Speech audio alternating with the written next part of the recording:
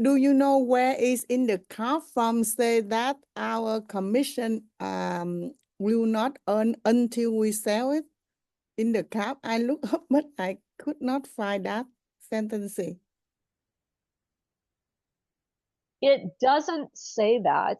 It says there's an acceleration clause that specifically says our fee is due if they cancel the listing during the exclusive period, if they're uncooperative, if they hire buyers as employees, if they do other things, if they sign a purchase agreement that without our knowledge, if they open an escrow without our knowledge. So there's nothing in the cab contract that says that you only get paid, and it's intentional.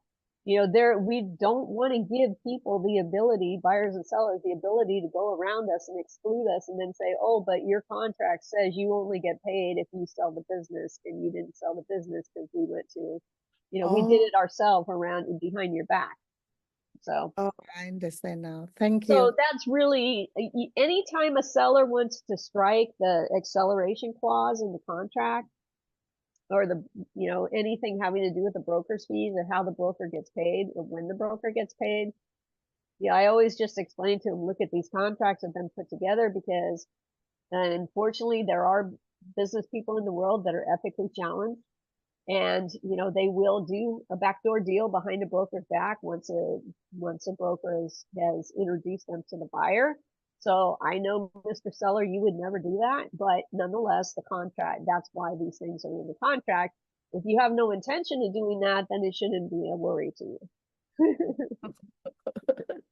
And if you intend to do it, then you should be worried, But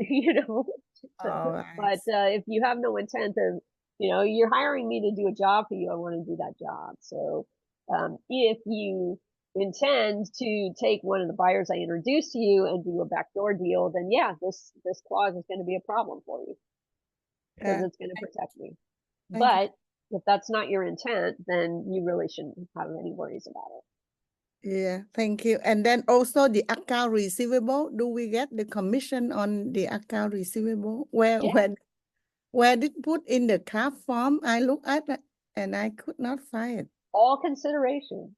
The total, so the broker's fee is calculated on the total consideration. So the total consideration includes what any purchase price that's stated, any liabilities that are taken over by the buyer. So let's say you have a deal, it's $500,000, okay?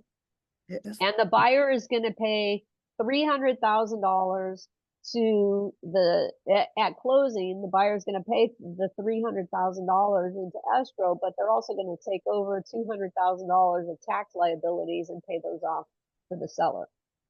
So the total consideration is still $500,000. Your fee is due on $500,000, not just the $300,000. And that's, an argument you're going to have with some sellers. Same with inventory. You sell a liquor store or something like that, and total consideration with, if it's $500,000 and that includes $120,000 in inventory, you get paid on $500,000. You don't get paid on $380,000. Okay, right? Thank you. Yes, thank you. Total consideration. So,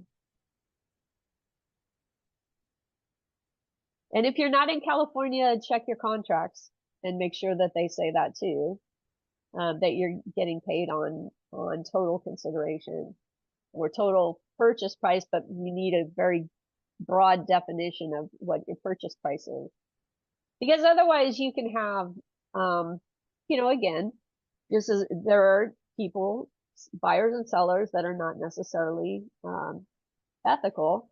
And so what you can have, if you're purchasing, you could have somebody say, okay, I'm going to pay $100,000 for the business, and seller, I'm going to give you $400,000 for a consulting agreement.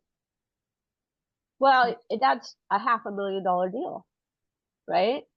But if they're trying to do that so that the seller only has to pay the broker on the $100,000, I mean, that's not fair. Seller's not going to get the $400,000 consulting agreement if you didn't bring the buyer to the table, right? So when you bring a buyer to the table, every benefit that seller gets from that buyer, you should be paid on.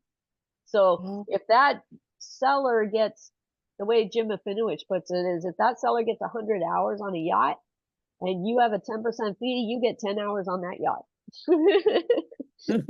Right? So Yeah. whatever it is, you know, whatever benefit that seller gets in any way, shape, or form, you know, you are due a fee on that. Now, when buyer and seller are reasonable, I can honestly say I've never charged a seller for a consulting agreement because I've never had one that tried to really abuse the contract. And so if they had a consulting agreement where the, you know, the guy was going to be available by phone for 6 months after the transaction closed, I just let them do their own deal on that and I stay out of that. But if they try and change or shift a purchase price or you know, do something that's going to affect, adversely affect the broker's fee in a very obvious way, the contract is there to prevent that and protect, or to protect the broker against that. You can't prevent it, right? Because it's just a piece of paper. Anybody can do any allocation they want. But ultimately, if your contract is drafted well, you'll still get paid on it. Okay, thank you.